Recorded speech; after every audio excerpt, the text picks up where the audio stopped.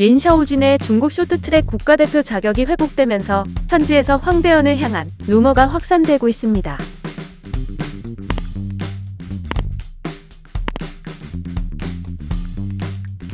최근 중국 포털 사이트 바이두, 시나닷컴, 소우닷컴 등은 한국 국적을 포기하고 중국으로 귀화한 린샤오진의 중국 쇼트트랙 국가대표 자격 회복 소식을 전하며 황대현에 대한 비난을 퍼붓고 있습니다.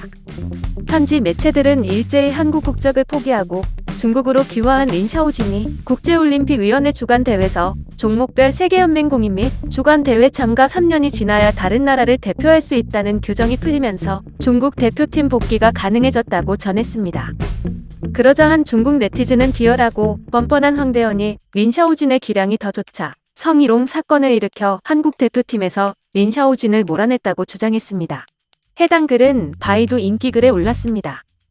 글쓴이는 황대현은 쇼트트랙에서 항상 악명이 높았다.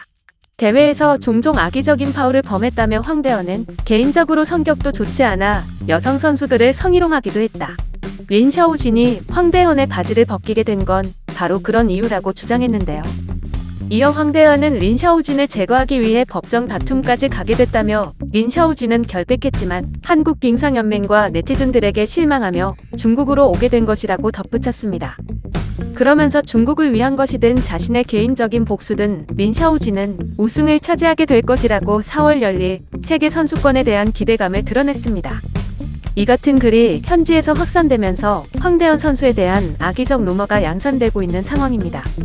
중국의 스포츠 크리에이터 역시 황대현에 대해 악의적인 파울이 숙련돼 있는 선수로 잘 알려져 있다. 성격이 좋지 않고 사적으로 여성 선수들을 괴롭히기까지 했다. 린샤오진은 황대현의 행동을 참지 못해 바지를 벗겼다. 황대현이 린샤오진을 고소할 줄은 몰랐다면서 감옥에 갈 뻔한 린샤오진은 팀에 실망하고 떠났다고 린샤오진을 감쌌습니다.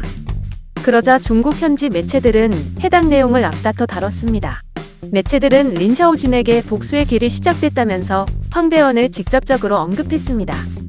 이어 린샤오진이 중국 대표팀으로 넘어오게 된 사건으로 한국 대표팀의 진면목을 알게 됐다며 한국 쇼트트랙을 비꼬았습니다.